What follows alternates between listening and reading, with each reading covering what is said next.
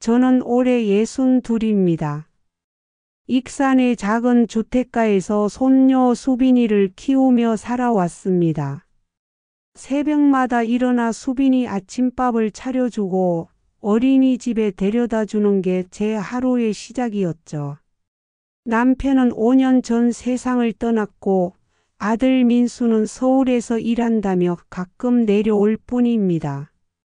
며느리 지은이는 솔직히 저랑은 그리 편한 사이가 아니었습니다. 그래도 수빈이만큼은 제 삶의 전부였어요. 그날도 평범한 하루였습니다. 근처 마트 계산대에서 저녁 6시까지 일하고 돌아와 수빈이를 목욕시키고 있었죠. 아이의 작은 팔을 씻기는데 팔꿈치 위쪽에 시퍼런 멍자국이 보였습니다. 가슴이 철렁 내려앉았어요. 수빈아, 이거 언제 생긴 거야? 몰라요, 할미. 아이는 아무렇지 않게 대답했습니다. 하지만 저는 불안했어요. 혹시 어린이집에서 다친 건 아닐까? 혹시 제가 안을 때 너무 세게 잡은 건 아닐까? 온갖 생각이 머릿속을 휘저었습니다. 다음 날 아침 일찍 수빈이를 데리고 동네 소아과로 갔습니다. 김 선생님은 제가 믿던 의사였어요. 10년 넘게 동네에서 진료해온 분이죠. 그런데 그날따라 김 선생님이 아니라 젊은 의사가 나왔습니다. 대학병원에서 온 실습이라고 했어요.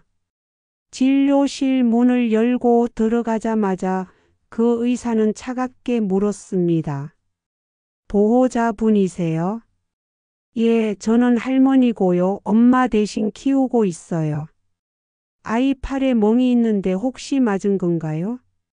그 말에 귀를 의심했습니다. 맞다니요? 제가 수빈이를 때렸다는 겁니까? 아니에요, 선생님. 어제 넘어진 것 같아서요. 의사는 수빈이 팔을 만지더니 엑스레이를 찍어보자고 했습니다. 결과를 보더니 표정이 굳어졌어요. 이건 단순 낙상으로 생긴 게 아닙니다.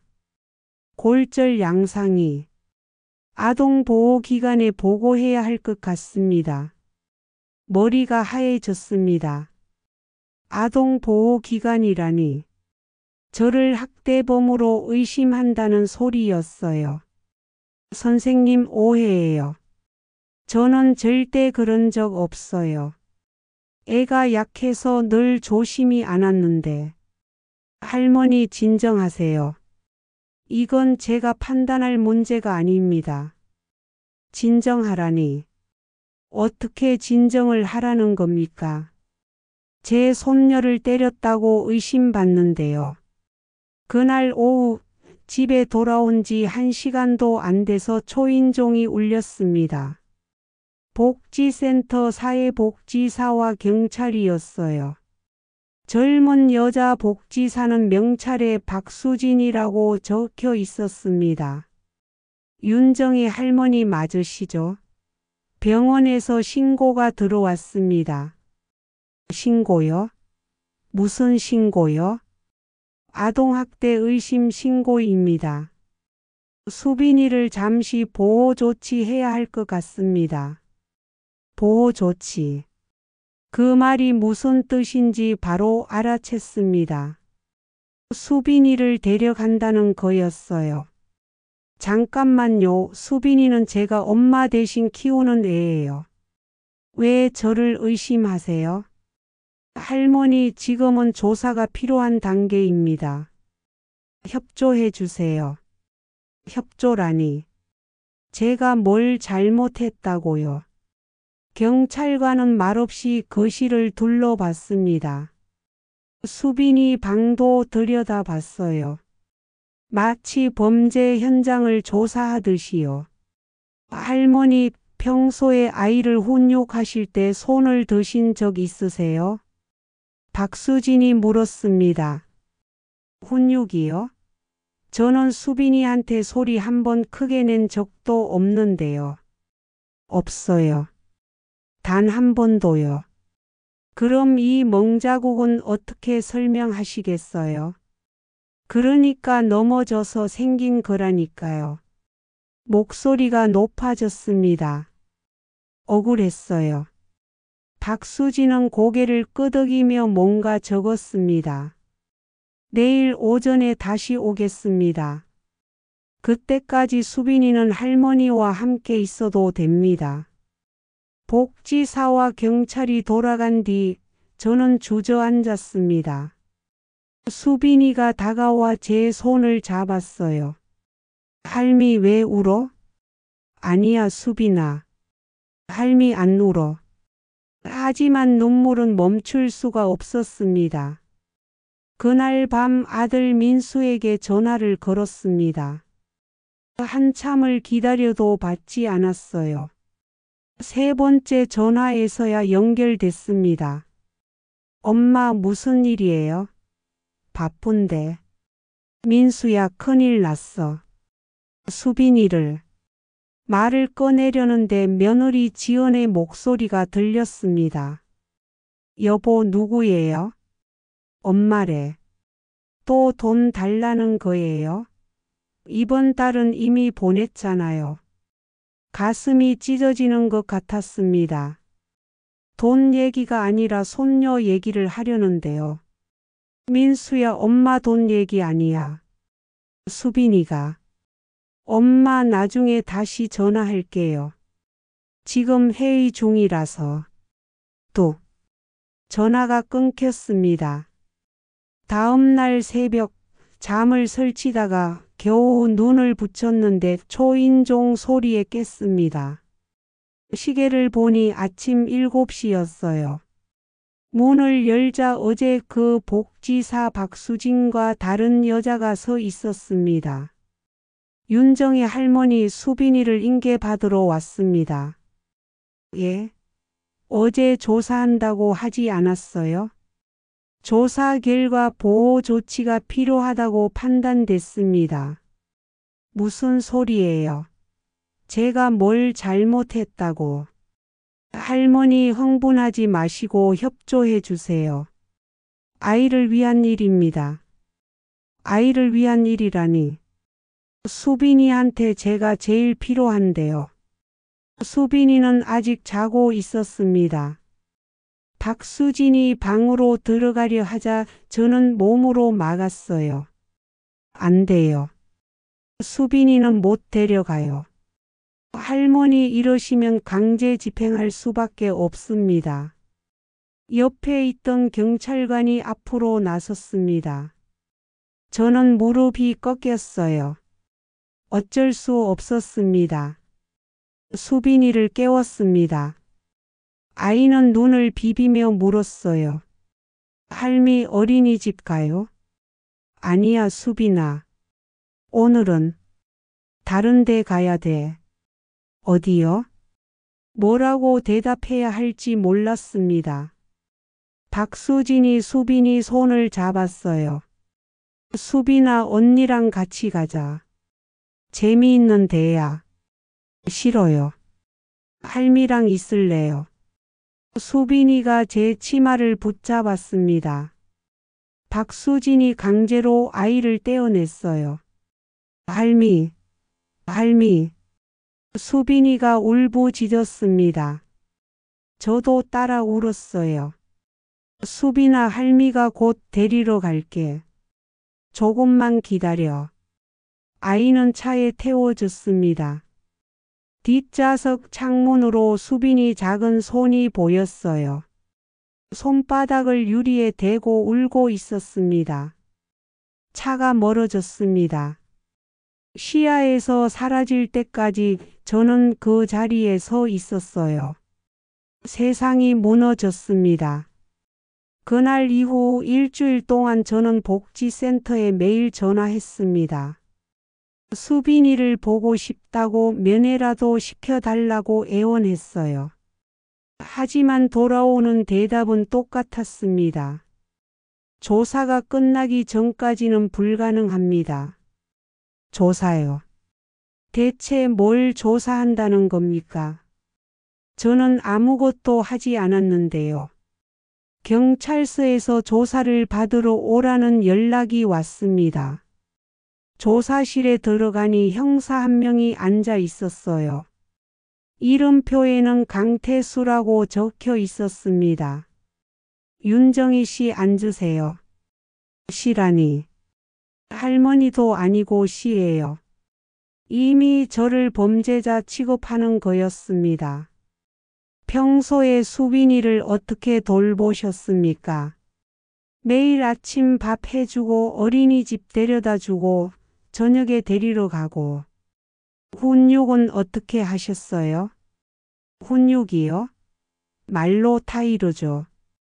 때린 적 없어요. 한 번도요? 네, 한 번도요. 강태수 형사는 서류를 넘겼습니다. 그런데 병원 기록에는 골절상이 여러 군데 있다고 나와 있습니다. 이걸 어떻게 설명하시겠습니까? 그러니까 애가 약해서 그런 거라니까요. 뼈가 약한가 봐요. 뼈가 약하다는 진단을 받은 적 있습니까? 아니요, 그런 적은. 그럼 추측일 뿐이네요. 말문이 막혔습니다. 뭐라고 변명해야 할지 몰랐어요. 조사실에서 나왔을 때는 저녁이었습니다. 집으로 돌아오는 길에 이웃 최순자를 마주쳤어요. 평소엔 반갑게 인사하던 사람인데 그날은 고개를 돌렸습니다. 순자 언니. 최순자는 못 들은 척하고 지나갔습니다. 아니, 일부러 피한 거였어요. 다음 날 마트에 출근했더니 사장님이 불렀습니다. 윤이모, 잠깐 얘기 좀 합시다. 사무실로 들어가니 사장님 표정이 어두웠어요. 이모, 미안한데 당분간 쉬는 게 어때요? 예? 왜요? 손님들이 뭐라고 하더라고요. 아동학대범이 계산대에 있다고. 가슴이 무너졌습니다. 벌써 소문이 퍼진 거였어요. 사장님, 저는 아무것도 안 했어요. 오해예요. 나도 알아요. 근데 손님들 시선이 부담스럽잖아요. 조사 끝나고 다시 나오면 되니까. 결국 저는 일자리를 잃었습니다. 집에 돌아와 멍하니 앉아 있는데 아들 민수에게서 전화가 왔습니다. 반가운 마음에 받았어요. 엄마. 민수야, 엄마 힘들어. 수빈이가. 엄마, 나도 들었어요. 병원에서 신고했다고.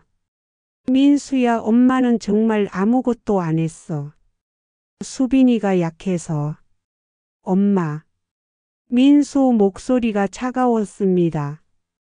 솔직히. 뭔 일 있었던 거 아니에요? 길을 의심했습니다. 제 아들이 저를 의심하는 겁니까? 민수야, 내가 엄마를 믿어야지. 엄마, 저도 지은이도 혼란스러워요. 일단 조사 결과 나올 때까지 기다려봐요. 전화가 끊겼습니다. 아들마저 저를 믿지 않았습니다. 그날 밤 저는 수빈이 사진을 꺼내 봤습니다. 100일 사진, 돌 사진, 어린이집 입학 사진. 수빈이 웃는 얼굴이 가득했어요. 사진을 가슴에 안고 울었습니다. 수빈아, 할미가 꼭 데리러 갈게. 조금만 기다려. 하지만 기다림은 길었습니다. 한 달이 지나고 두 달이 지났어요. 복지센터에서는 여전히 면회를 거부했습니다. 동네 사람들은 저를 손가락질했어요. 마트 앞을 지나갈 때마다 수군거리는 소리가 들렸습니다. 저 사람이 손녀를 때렸대. 맞아, 경찰서까지 갔다며. 애 키우는 사람이 어떻게 그럴 수가 있어. 길을 막고 싶었습니다. 하지만 막을 수가 없었어요. 며느리 지은이가 집으로 찾아왔습니다. 3달 만이었어요. 어머니, 지은아 어서 와라. 지은이는 거실에 앉더니 단도직입적으로 물었습니다. 어머니 솔직히 무슨 일 있었던 거예요? 지은아 나는 정말 아무것도. 어머니도 아시잖아요. 수빈이 뼈가 약한 걸. 그런데 왜 병원에 안 데려가셨어요? 데려갔었어. 근데 의사가 괜찮다고. 괜찮다고요? 그럼 왜 골절이 그렇게 많아요? 지은이 목소리에 날이 서 있었습니다. 지은아 나를 믿어줘. 제발. 믿고 싶어요. 근데 증거가 없잖아요.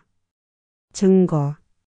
제 말을 믿어주는 게 증거가 아니라는 겁니까? 지은이는 일어섰습니다. 어머니 조사 결과 나올 때까지 연락 안 할게요. 민수도 그러고 싶대요. 그렇게 지은이는 떠났습니다. 저는 완전히 혼자가 되었습니다.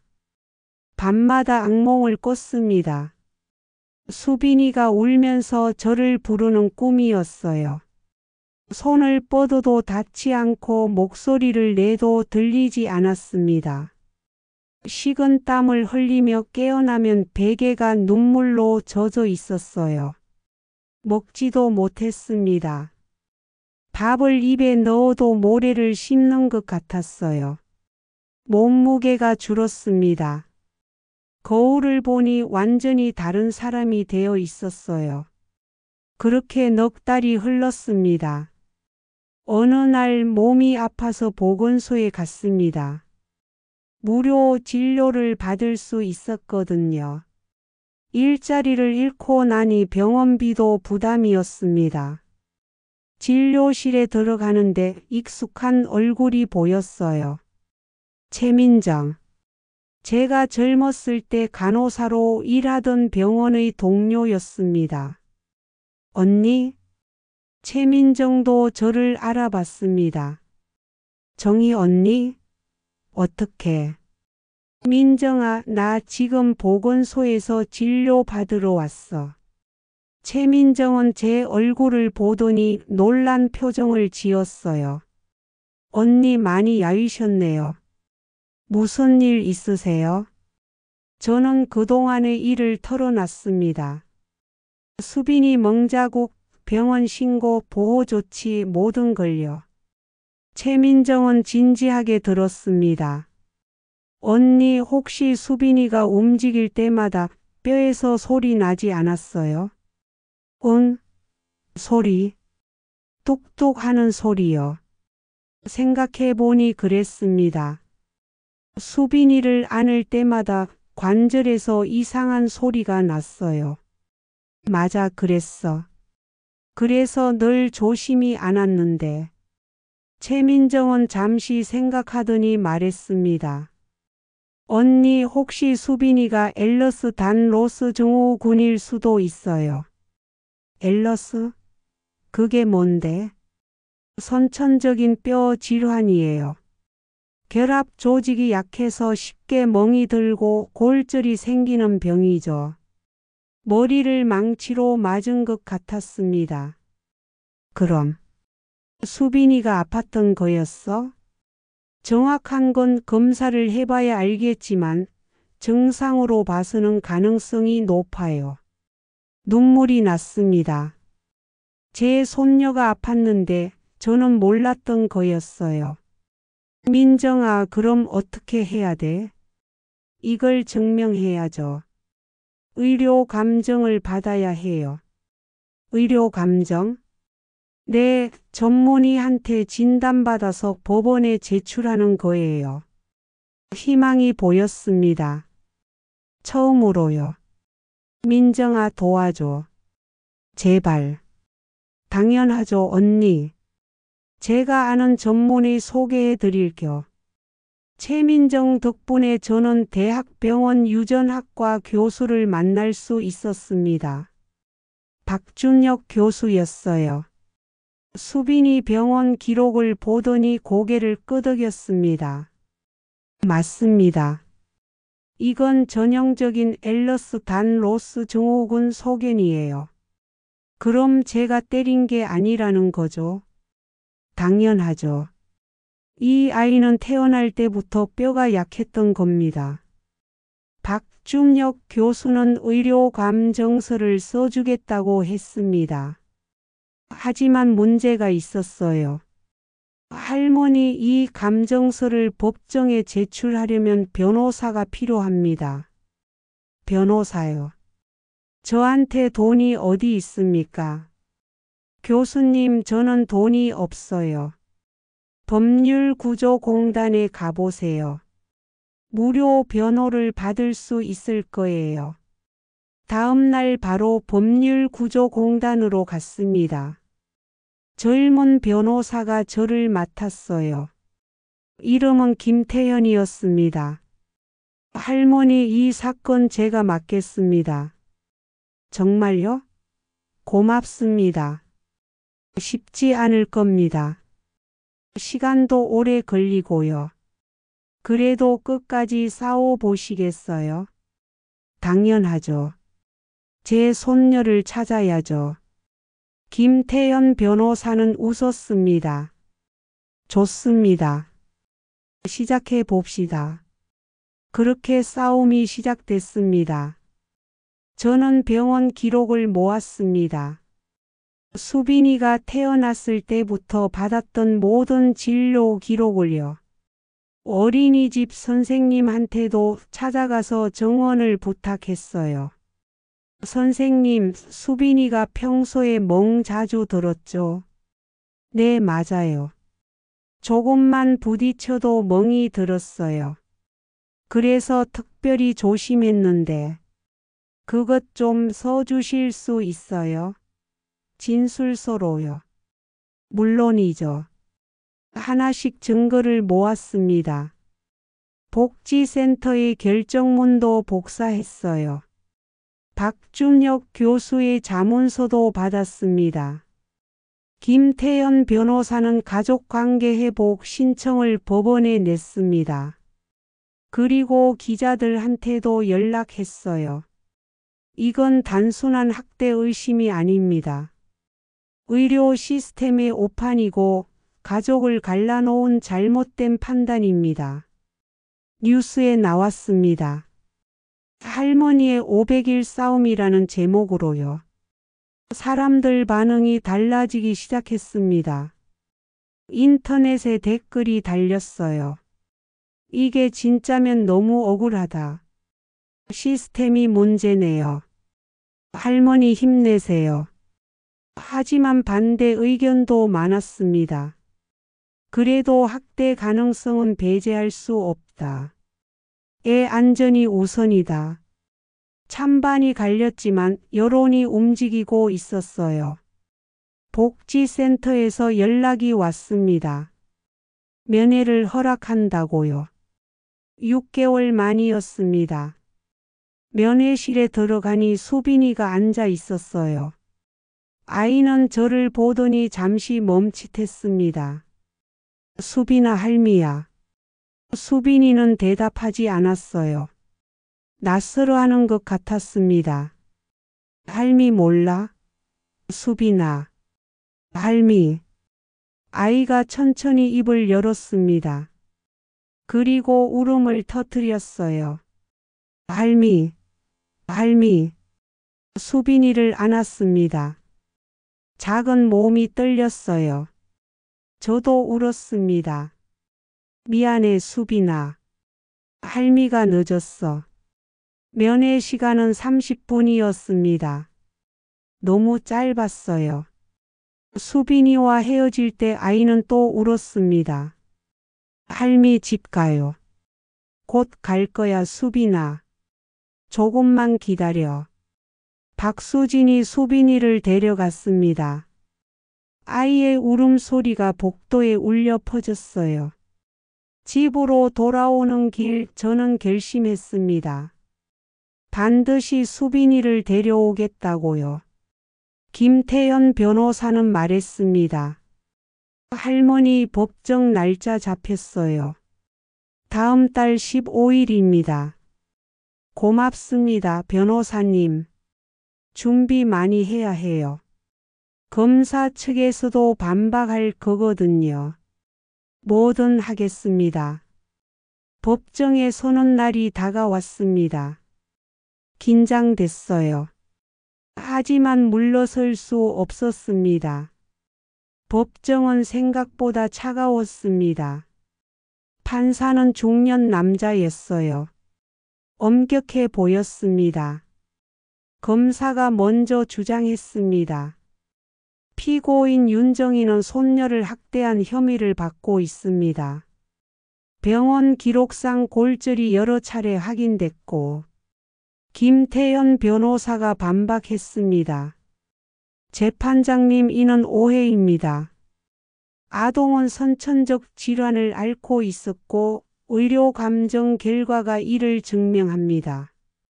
박준혁 교수가 증인으로 나왔습니다.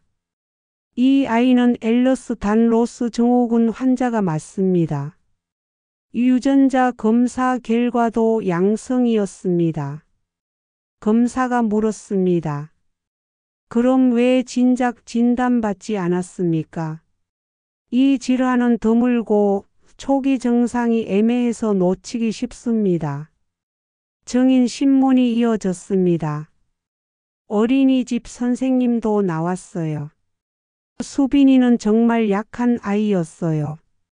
할머니는 항상 조심히 돌보셨습니다. 마지막으로 제 차례였습니다. 증인석에 섰어요. 판사가 물었습니다. 피고인 손녀를 때린 적이 있습니까? 없습니다. 한 번도요? 네, 한 번도 없습니다. 그럼 왜 병원에서는 학대로 의심했다고 생각하십니까? 잠시 망설였습니다. 그리고 솔직하게 대답했어요. 의사 선생님도 몰랐던 거겠죠. 저도 몰랐으니까요. 수빈이가 아픈 줄. 목소리가 떨렸습니다. 저는 그냥 수빈이를 사랑했을 뿐입니다. 아이 엄마 대신 키웠을 뿐이에요. 그런데 사람들은 저를 범죄자로 봤습니다. 눈물이 났습니다. 저는 제가 있다면 세상을 믿었던 죄입니다. 제 말을 들어줄 거라고 믿었던 죄예요. 방청석이 조용해졌습니다. 아들 민수가 앉아 있었어요.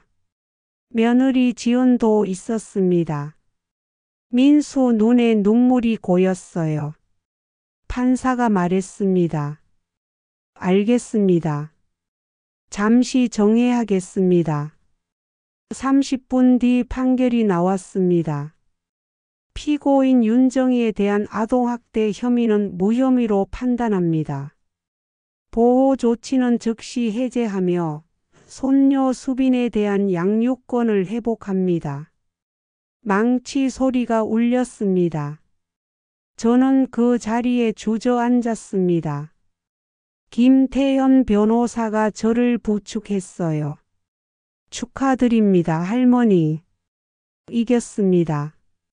방청석에서 박수가 터져 나왔습니다. 민수가 달려왔어요. 엄마 죄송해요. 제가 엄마를 믿지 못했어요. 저는 아들을 안았습니다. 괜찮아, 민수야. 이제 다 끝났어. 하지만 아직 끝이 아니었습니다. 수빈이를 데려와야 했으니까요. 다음 날 복지센터로 갔습니다. 박수진이 저를 맞았어요. 할머니, 정말 죄송합니다. 저희가 잘못 판단했습니다. 괜찮아요. 이제 수빈이만 돌려주세요. 수빈이가 나왔습니다. 8개월 만이었습니다. 아이는 저를 보자마자 달려왔어요.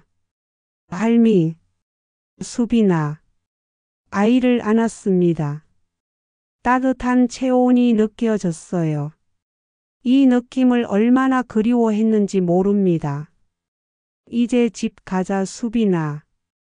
응 할미. 집으로 돌아오는 길 수빈이는 제 손을 꼭 잡았습니다. 놓치지 않으려는 듯이요. 집에 도착했을 때는 저녁이었어요. 수빈이 좋아하는 김치찌개를 끓였습니다. 할미 맛있어요. 그래. 많이 먹어. 아이는 밥을 우적우적 먹었어요. 그 모습을 보는 것만으로도 행복했습니다. 밤이 됐습니다.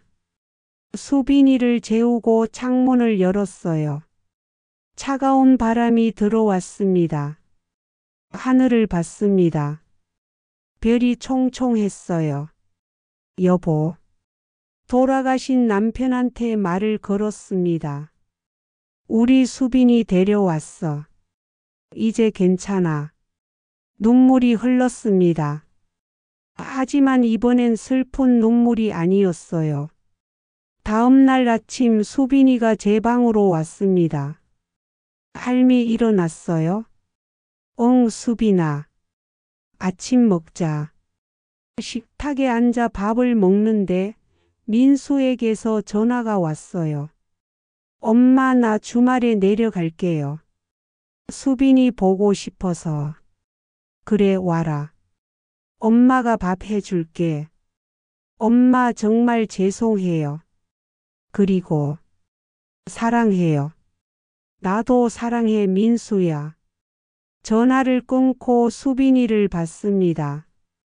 아이는 밥을 먹으며 웃고 있었어요. 이제야 평화가 왔습니다. 하지만 잊을 수 없었어요. 지난 550일의 시간을요. 억울함도 외로움도 절망도요. 며칠 뒤 김태현 변호사한테서 연락이 왔습니다. 할머니, 제가 할머니 이야기를 책으로 쓰려고 하는데 괜찮으실까요? 책이요? 네, 많은 사람들이 알아야 한다고 생각해요. 이런 일이 다시 일어나지 않도록요. 생각해 봤습니다. 제 이야기가 누군가한테 도움이 될 수 있다면요. 좋아요. 쓰세요. 고맙습니다, 할머니. 몇 달 뒤 책이 나왔습니다. 할머니의 550일이라는 제목이었어요. 반응이 뜨거웠습니다. 사람들이 저한테 연락했어요. 같은 일을 겪은 사람들이었습니다. 저도 억울하게 의심받았어요. 할머니 이야기 보고 용기 얻었습니다. 제 손자도 데려왔어요. 할머니 덕분이에요. 저는 그 사람들을 만났습니다. 함께 모임을 만들었어요. 억울한 할머니들의 모임이라고요. 서로의 이야기를 나눴습니다. 위로했습니다. 함께 싸웠어요. 법이 바뀌기 시작했습니다. 아동보호 시스템이 개선됐어요. 의료 감정이 의무화됐습니다. 변화가 일어나고 있었습니다. 1년이 지났습니다. 수빈이는 이제 8살이 됐어요. 초등학교에 입학했습니다. 입학식 날 수빈이 손을 잡고 학교에 갔어요. 할미, 나 떨려요. 괜찮아, 수빈아. 할미가 여기 있잖아.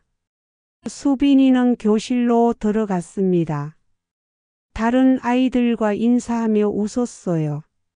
저는 교문 밖에서 그 모습을 봤습니다. 이제야 정말 끝났구나 싶었어요. 집으로 돌아오는 길 공원을 지나갔습니다. 벤치에 앉아 하늘을 봤어요. 구름이 천천히 흘러갔습니다. 누군가를 믿을 수 있는 세상. 중얼거렸습니다. 그게 제가 바라는 마지막 소원입니다. 바람이 불었습니다. 따뜻한 바람이었어요. 봄이 왔습니다. 저는 일어서서 집으로 걸어갔습니다. 수빈이가 돌아올 시간이었거든요. 현관문을 열고 안으로 들어갔습니다. 수빈이 가방을 챙겨뒀어요. 간식도 준비했습니다. 시계를 봤습니다. 곧 학교 시간이었어요. 창문을 열었습니다. 아이들 웃음소리가 들렸습니다. 그 소리를 들으며 저는 웃었습니다. 이제 괜찮았으니까요. 수빈이와 우리는 다시 함께였으니까요. 그리고 이 세상 어딘가에서 같은 아픔을 겪는 사람들이 있다면 제 이야기가 작은 희망이 되길 바랐습니다. 포기하지 말라고요. 끝까지 싸우라고요. 진실은 언젠가 밝혀진다고요. 현관문이 열렸습니다. 할미, 다녀왔어요. 수빈이 목소리였어요. 어서 와 우리 수빈이. 학교 어땠어? 좋았어요. 친구도 사귀었어요. 아이는 신이 나서 떠들었습니다. 저는 그 이야기를 들으며 고개를 끄덕였어요. 이게 제가 바라던 일상이었습니다. 평범하지만 소중한 손녀와 함께하는 하루하루요. 그날 밤 수빈이를 재우고 일기를 썼습니다. 오늘로 수빈이와 다시 함께한 지 1년이 됐다. 긴 시간이었다. 힘들었다.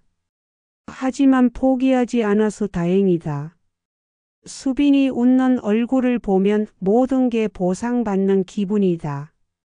이 행복이 영원하길 바란다.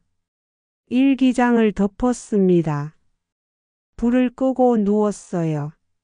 창문 밖으로 달이 떠 있었습니다. 환한 달이었어요. 내일도 좋은 날이 되겠구나 싶었습니다. 눈을 감았습니다. 평화로운 잠이 찾아왔습니다. 550일간의 긴 싸움 끝에 찾아온 진짜 평화였습니다.